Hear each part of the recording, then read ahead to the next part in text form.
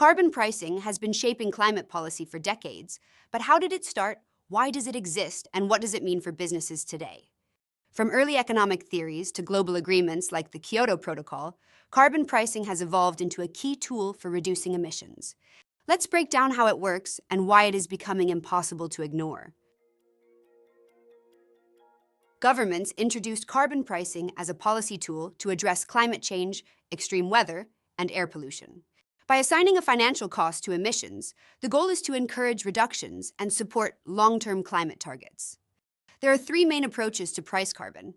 First, there is the carbon tax, a set price for every ton of CO2 a company emits. Think of it like a pollution fine. The more you emit, the more you pay. These taxes are typically higher than the cost of reducing or offsetting emissions, making it more economical for businesses to act. Then we have cap and trade, also known as an emissions trading system.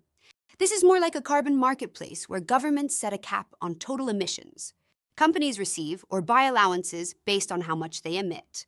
Over time, the threshold decreases, increasing the cost of emissions and ensuring reductions align with national climate goals. And finally, we have carbon markets, where businesses compensate for their emissions by funding projects like reforestation or renewables. In compliance markets, companies can use offsets to meet legal emissions targets. In voluntary markets, they are a way to balance out emissions, but they are not a free pass to pollute. Carbon pricing is growing globally, pushing businesses toward clean energy, efficiency, and sustainability to stay competitive. Governments are reinvesting revenue into climate initiatives, driving long-term emissions reductions and economic resilience. But pricing carbon is only part of the equation. The real challenge? Measuring emissions accurately, reducing them efficiently, and ensuring offsets are credible. That is where Carbon Central helps, turning carbon data into action. It starts with tracking emissions at the project level, creating a real-time digital twin to visualize impact.